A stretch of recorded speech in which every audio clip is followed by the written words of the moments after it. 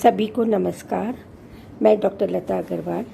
आज हम महर्षि दयानंद सरस्वती विश्वविद्यालय की कक्षा बीए पार्ट 3 के प्रश्न पत्र प्रथम और बीए ऑनर्स पार्ट 2 के प्रश्न पत्र 8th में महर्षि दयानंद सरस्वती के विश्वविद्यालय के पाठ्यक्रम के अंतर्गत अमेरिका स्वतंत्रता संग्राम के कारण के बारे में अध्ययन करेंगे। अमेरिका का पूरा अध्याय मैंने 3 भागों में विभक्त किया है: प्रारंभिक और प्रमुख कारण और परिणाम। अमेरिका की खोज कैसे हुई, अमेरिका पे पहले कौन पहुंचा और फिर अमेरिका नाम कैसे पड़ा। 1492 में कोलंबस ने अमेरिका के सामुद्रिक मार्ग की खोज की और 1501 में इटालवी नाविक अमेरिको वेसुपुसी ने कोलंबस के समुद्री मार्ग से ही अमेरिका की यात्रा की और उसे नई दुनिया का नाम दिया, जो कालांतर में अमेरिका के नाम से जाना गया। इस नई दुनिया में यूरोप के सर्वप्रथम स्पेन ने उपनिवेश बसाए और सेंट ऑगस्टिन नाम की बस्ती बसाई। इसके बाद इंग्लैंड के सम्राट जेम्स प्रथम ने 1606 में एक लंदन और प्लीमिथ कंपनी की स्थापना हुई, जिसे अमेरिका से स्वतंत्र व्यापार करने का अधिकार दिया गया। 1606 में कंपनी के कप्तान क्रिस्टोफर न्यूफोर्ड के नेतृत्व में 120 अंग्रेजों ने इंग्लैंड की अविवाहित राजकुमारी के नाम से वहां पर वर्जीनिया नामक बस्ती की स्थापना की। इसी प्रकार वहां की जेम्स नदी के किनारे पे जेम्स टाउन बसाया और धीरे धीरे इनका प्रभाव बढ़ता गया। 1620 में इंग्लैंड में से धार्मिक कारणों से पलायन कर मेम्फ्लाउ नामक जहाज से आई विस्थापित द्वारा बसाया गया, जिन्हें पिलग्रिम फादर कहा जाता था। इस प्रकार जॉर्जिया नगर में 1732 में जॉर्ज द्वितीय ने जॉर्जिया के काल में धनी व्यापारी जेम्स ऑगलेथॉर्पे ने स्थापित की। 1629 में मैसाचुसेट्स ब्रिटिश बस्ती की स्थापना प्यूरिटन पादरी जॉन बाइट ने मैरीलैंड तथा 1681 में पेंसिल्वानिया ब्रिटिश बस्ती बसाई गई। विभिन्न समुदाय के बीच धार्मिक सहिष्णुता होने के कारण यहाँ पर एक प्रसिद्ध व्यापारिक केंद्र फिलाडेल्फिया नगर स्थापित हुआ। स्वीडन ने भी डेलावेयर नदी के किनारे पर बस्तियां बसाई। हॉलैंड, फ्रांस भी बस्ती बसाने में पीछे नहीं रहे।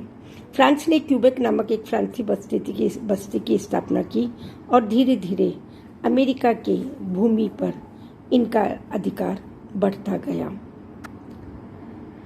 अमेरिका की बस्तियों पर प्रशासनिक नियंत्रण बढ़ने लगा और इन्होंने 1651 में इंग्लैंड की जहाजरानी अधिनियम के अनुसार सभी बस्तियों पर ब्रिटिश जहाज का या ब्रिटिश सरकार का एक अधिकार स्थापित कर लिया और वहां पर उन्होंने विदेश व्यापार कानून फॉरेन ट्रेड लॉ भी ब्रिटिश सरकार के पक्ष में कर लिया। इंग्लैंड की औद्योगिक क्रांति ने उद्योग व आयात निर्यात को बढ़ावा देने के लिए धीरे धीरे इंग्लैंड में अमेरिका में आर्थिक हस्तक्षेप बढ़ता गया। अल्बानी सम्मेलन अमेरिका में फ्रांसीसियों की बढ़ती किलेबंदी को रोकने के लिए और अंग्रेजों ने अपने व्यापार को समृद्ध करने के लिए दोनों के बीच में टकराव होना आवश्यक हो गया। इसी प्रकार बोर्ड ऑफ इंग्लैंड के ट्रेड द्वारा अल्बानी नगर में एक सम्मेलन का आयोजन हुआ, जिसमें अमेरिकी दार्शनिक बेंजामिन फ्रैंकलिन ने ब्रिटिश बस्तियों को अधिक सहायता करने की सिफारिश की।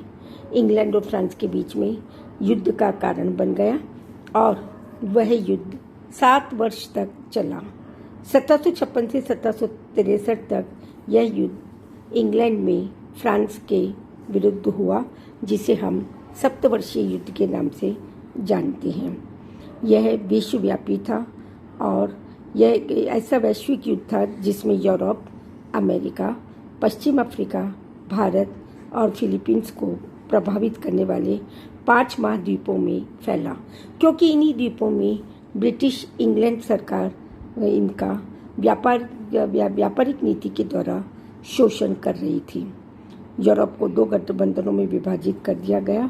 इस युद्ध में इंग्लैंड को विजय प्राप्त हुई और इंग्लैंड ने अमेरिका के उत्तर में कनाडा क्षेत्र जिस पर फ्रांस की घुसपैठ थी, उसे इंग्लैंड ने शीघ्र ही अपने अधिकार में ले लिया। ब्रिटिश राजनीतिज्ञों का मानना था कि इंग्लैंड ने यह युद्ध उपनिवेशों की रक्षा के लिए किया था, इसलिए आर्थिक संकट को दूर करने के लिए इंग्लैंड सरकार ने अमेरिका के स्थित सभी उपनिवेशों पर कर लगाने का सुझाव दिया। अमेरिका वासियों की बिना सहमति से कर लगाने का वहां के उपनिवेश वासियों ने विरोध किया, जो आगे चलकर अमेरिका स्वतंत्रता संग्राम के कारण बन गए। हम देखते हैं कि इसमें प्राय कैसे प्रश्न आते हैं।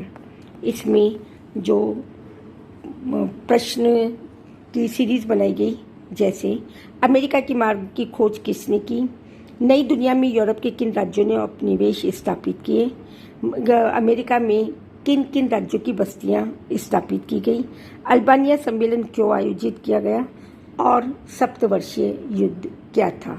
धन्यवाद।